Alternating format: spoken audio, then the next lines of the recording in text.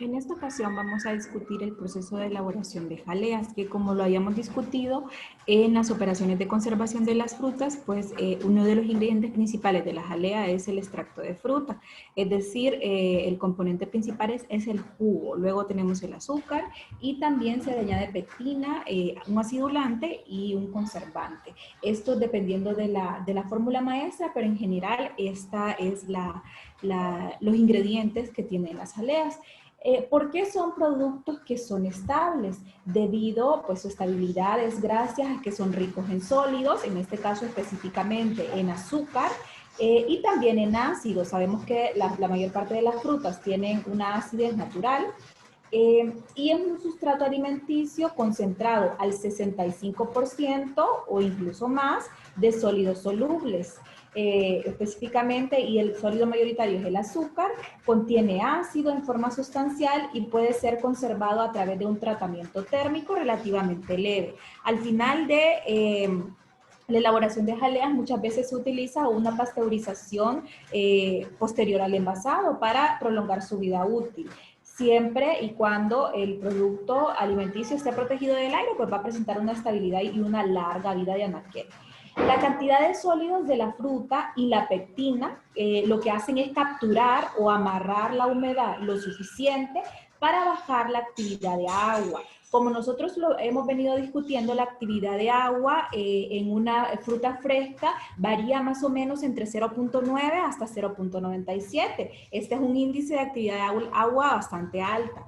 ¿Qué hacemos cuando añadimos o preparamos una jalea? Disminuir la actividad de agua a más o menos entre 0.87 y 0.86, la actividad de agua, por lo cual se baja hasta niveles en donde las bacterias están inhibidas. Solo crecen a ese nivel mohos, levaduras, pero aquí entonces nosotros nos auxiliamos de un conservante que puede ser la familia de los sorbatos o la familia de los benzoatos.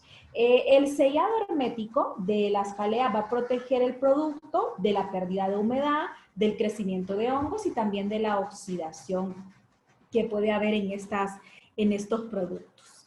Bien, vamos a definir entonces qué es una jalea. Este es un término, como nosotros lo hemos venido viendo, vimos una definición de una literatura española.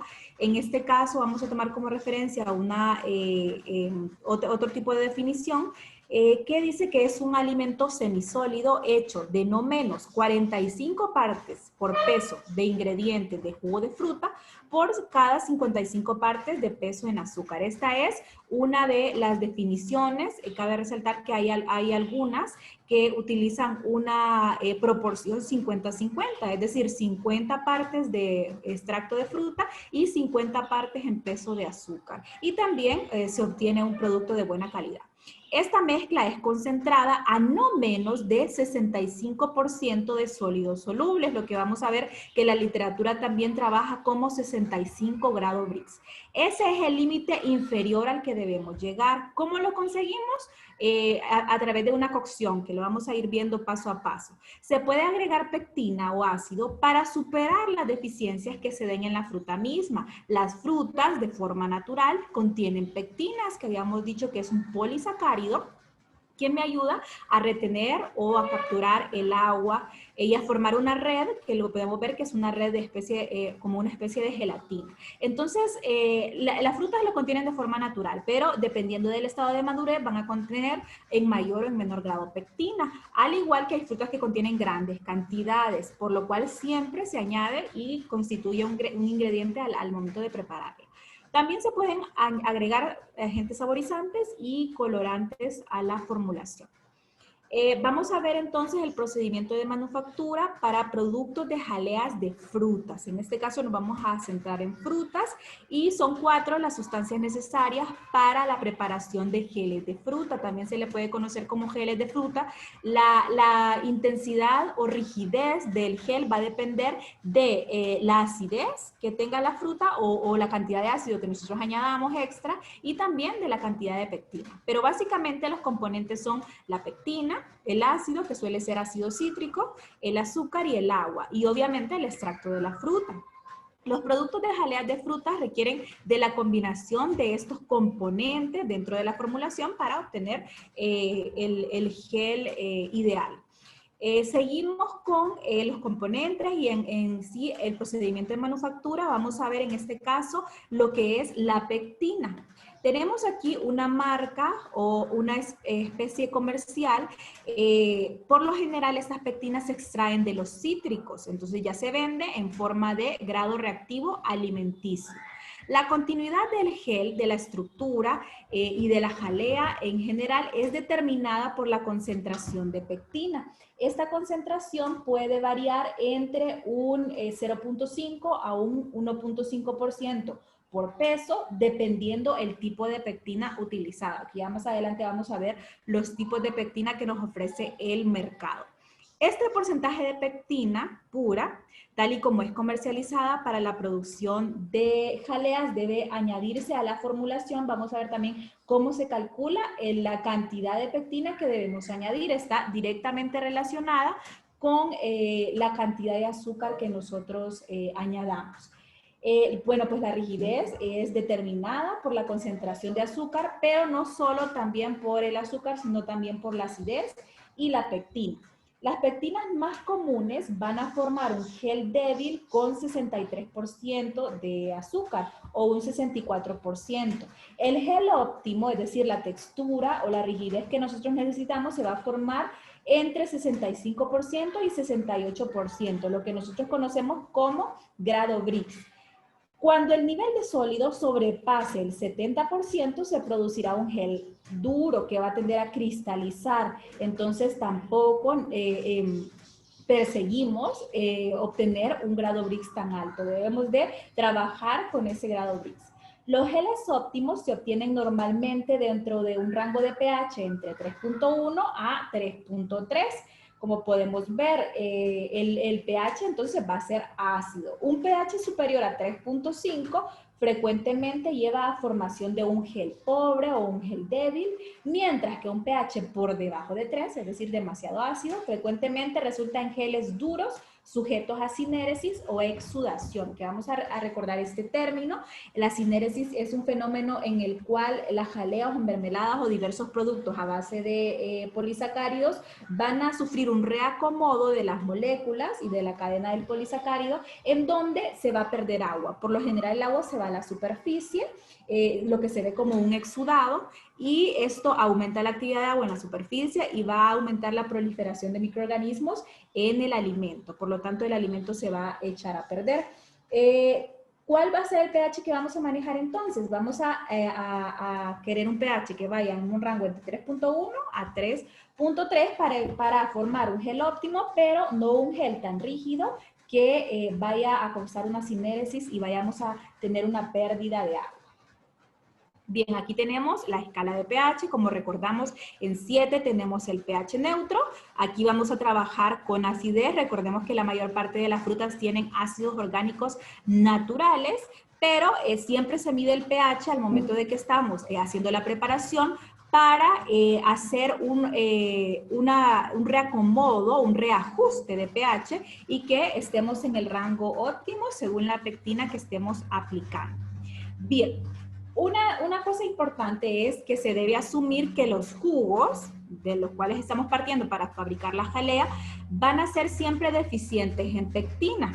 Por lo tanto, se debe complementar la jalea con pectinas comerciales.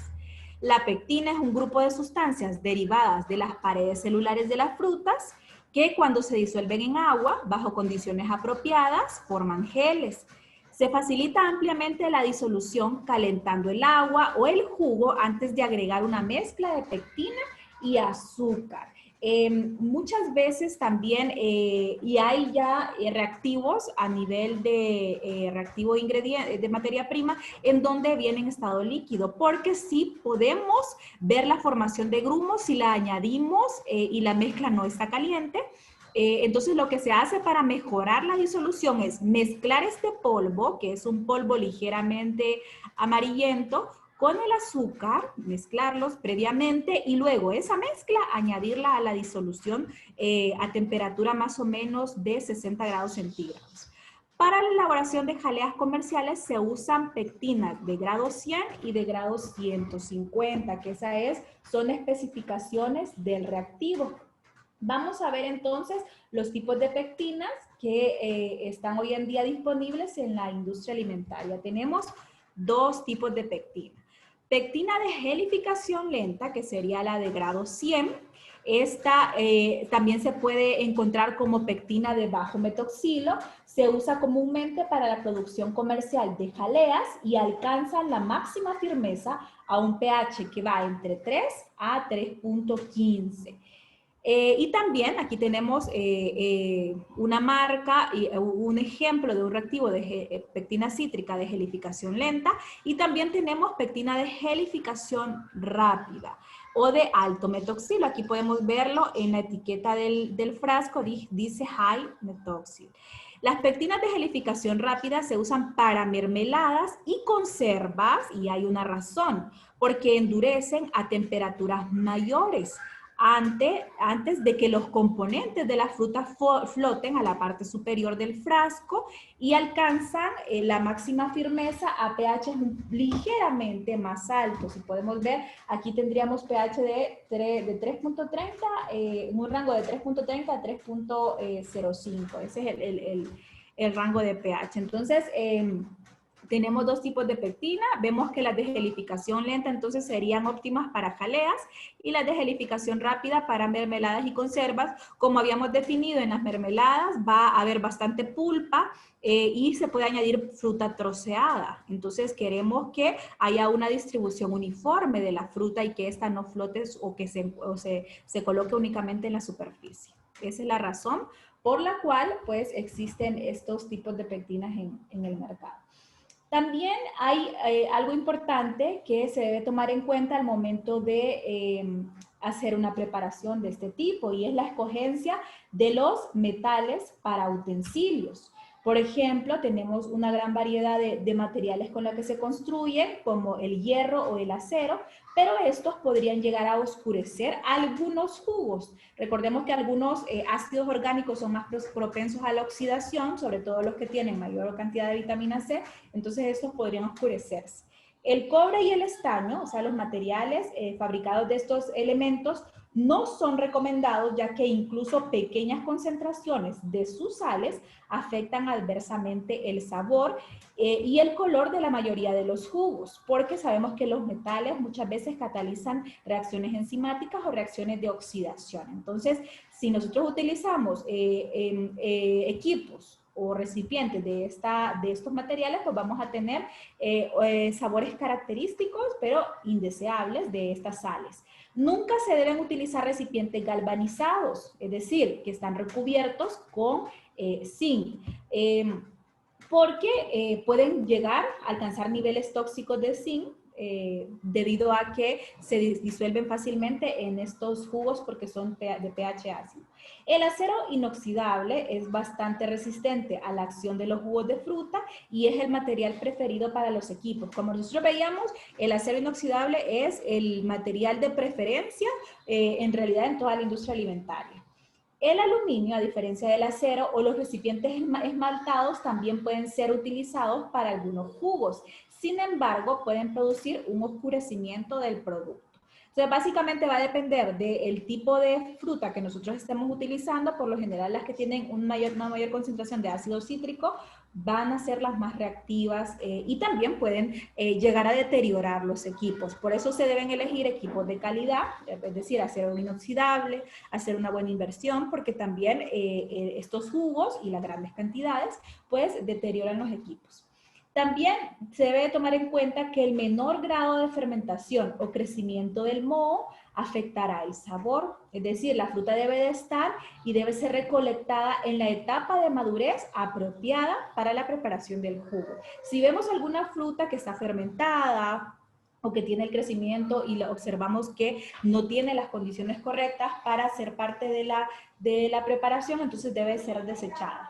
La mayoría de las frutas acumulan cierto grado de polvo en el campo o durante el transporte, y para eso nosotros hemos visto métodos de limpieza. Por lo general, para limpiar frutas sabemos que se utilizan métodos de limpieza en húmedo y por lo tanto deben ser enjuagadas a fondo con chorros, aquí una limpieza por aspersión, antes de ser trituradas para eliminar cualquier residuo que haya en su superficie.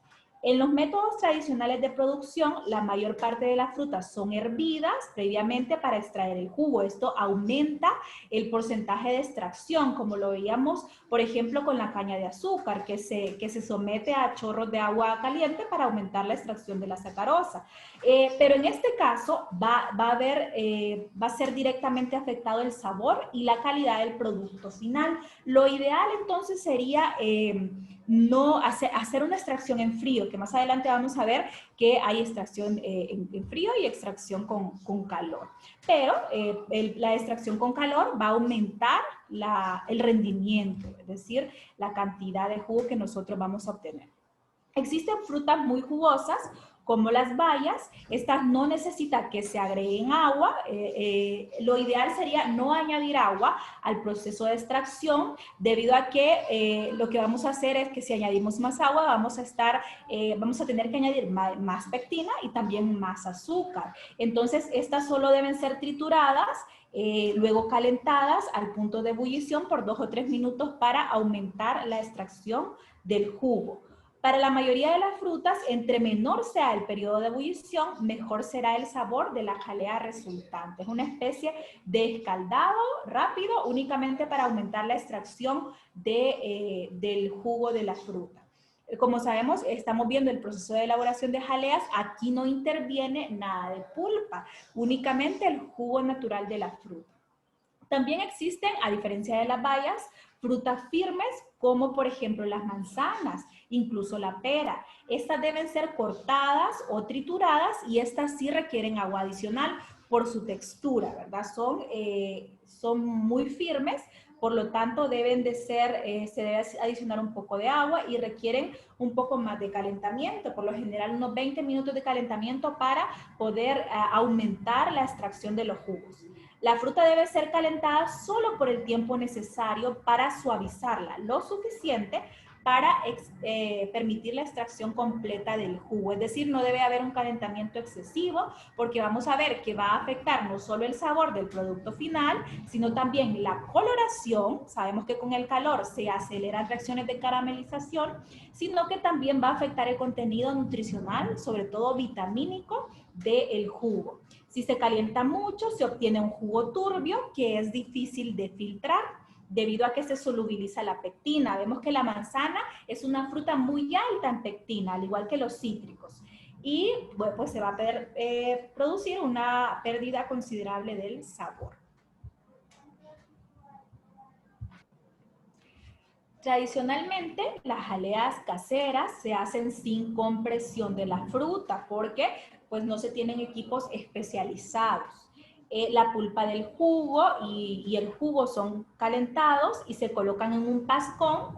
Cuando lo hacemos de forma casera, pues lo ideal es usar un pascón o un colador, como comúnmente lo conocemos, y dejar escurrir el jugo. Y ese es el que se va a utilizar para empezar el proceso de fabricación. Pero comercialmente sabemos que a nivel de industria necesitamos aumentar el porcentaje de rendimiento, eficientar los procesos, automatizarlos, por lo que se utilizan filtros prensa para extraer el jugo de la fruta caliente. Es decir, a nivel industrial se utiliza más el calentamiento y la alta presión.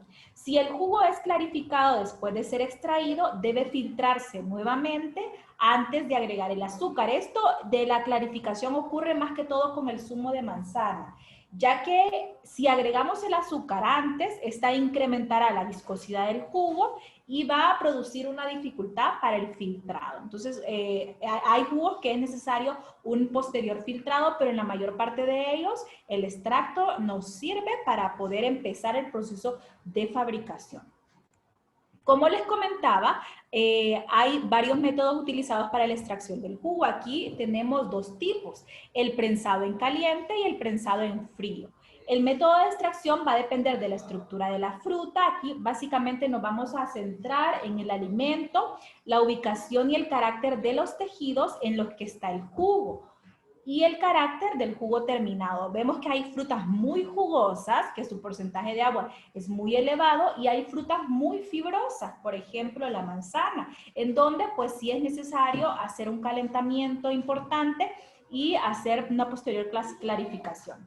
El prensado en caliente, la ventaja es que inactiva enzimas, como lo hemos venido viendo con el calor, pues estas se inactivan, por lo tanto se va a facilitar la extracción porque los tejidos se ablandan.